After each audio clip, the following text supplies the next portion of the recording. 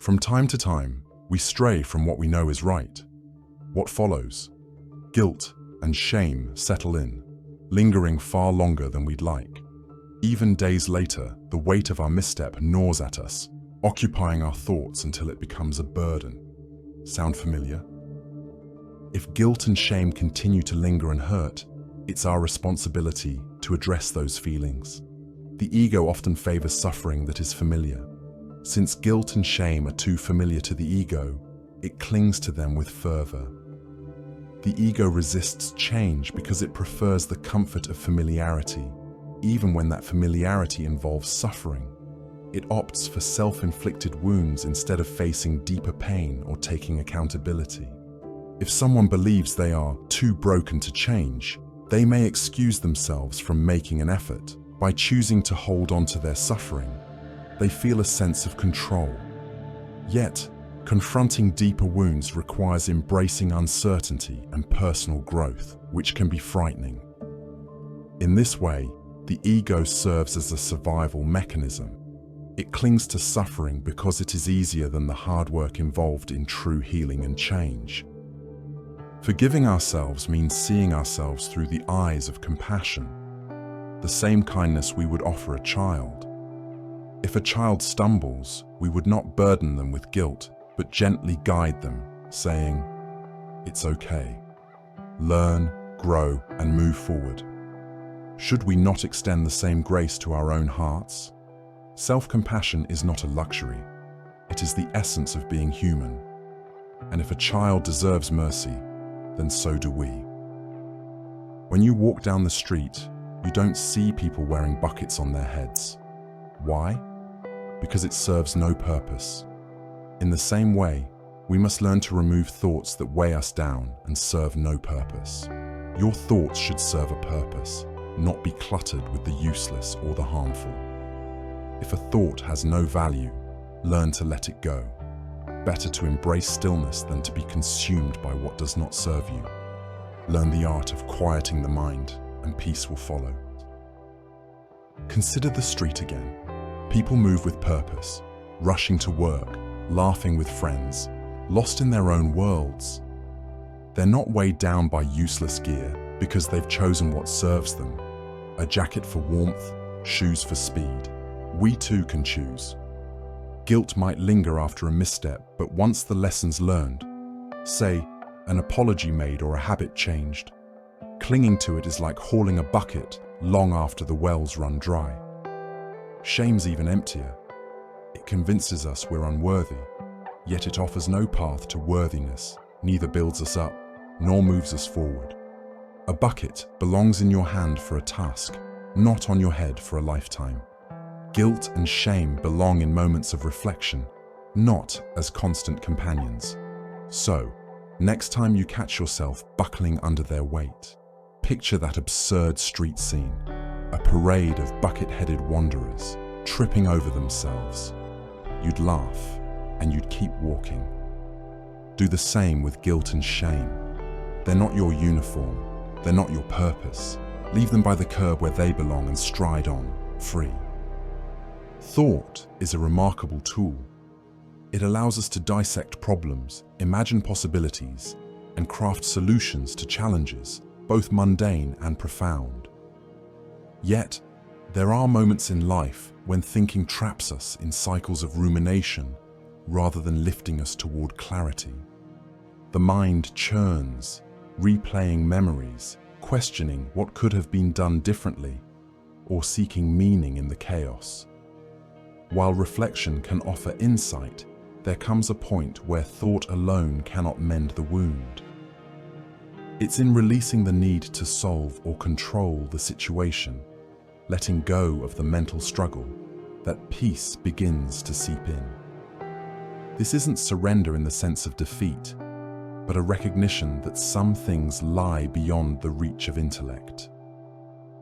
Thought is a finite tool, ill-suited to the intangible, grief, love, or the unpredictability of life. The act of releasing our grip on a problem invites a different kind of resolution, one that emerges not from analysis, but from stillness. Letting go doesn't diminish thought's value, it complements it. By knowing when to stop thinking, we free ourselves to experience what logic alone can't touch. Holding on to guilt and shame is not an act of virtue, it is a form of self-absorption. Allowing these emotions to weigh you down can lead to consequences far worse than the mistake that caused them. Healing is not about erasing the past, but about refusing to let it control your future.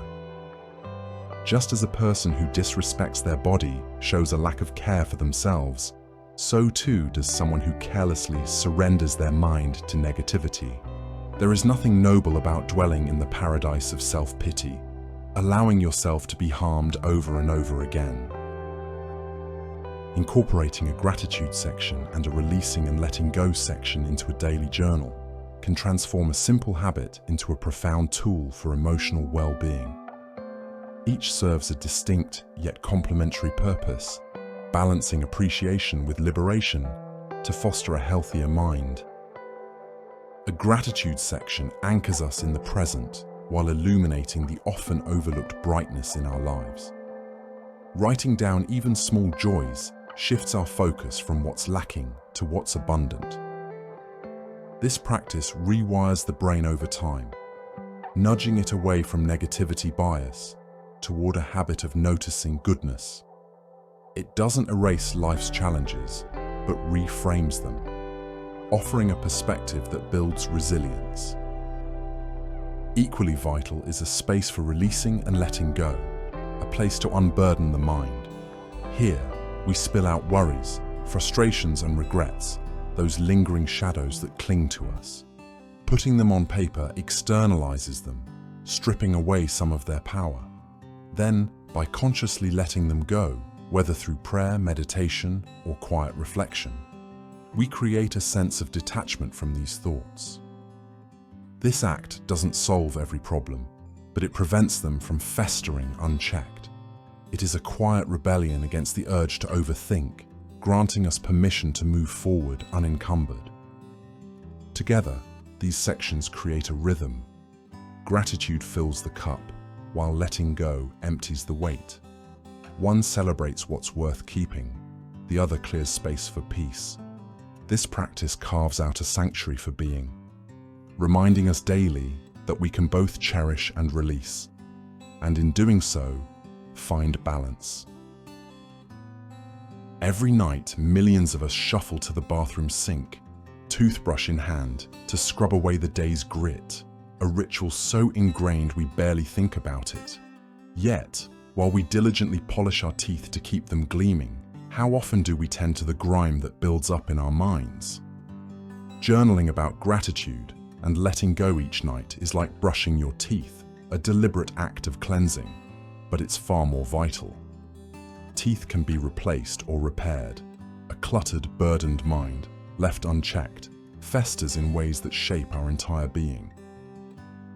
Picture the day's residue, a sharp word from a colleague, the weight of an unfinished task, or that flicker of resentment you can't quite shake. These aren't just fleeting moments, they're mental plaque, sticking to the corners of your psyche. Letting them sit invites a slow rot, clouding your clarity and gnawing at your peace. Journaling, though, is the bristles on the brush. When you spill gratitude onto the page, you scrape away the cynicism that builds up. When you write to let go, naming what stung and releasing it, you dislodge the day's debris. And when you affirm release, consciously unhanding what you can't control, you rinse off the lingering tension. Night after night, this ritual polishes the edges of your mind, leaving it calmer, softer, less jagged. A dirty mouth won't keep you up at night replaying arguments or dreading tomorrow. A mind choked with unresolved muck will. Your mind is the lens through which you see everything. Neglect it, and the stains spread into your mood, your choices, your relationships. Journaling doesn't just tidy up, it fortifies. So, as you cap the toothpaste tonight, consider this. The sink's not the only place for a cleanse. Grab a notebook, let the day pour out, and watch your mind gleam anew, Your teeth might thank you for their nightly scrub, but your soul will thank you more for a mind brushed clean. In the end, one's a habit of hygiene, the other's a practice of survival. If this message resonates with you, don't keep it to yourself. Someone out there, maybe a friend, a loved one, or even a stranger, is carrying a weight they don't have to bear alone. Share this with them. A few words, a small gesture can remind someone that healing is possible, that they are not alone. And sometimes, that's all it takes to begin letting go.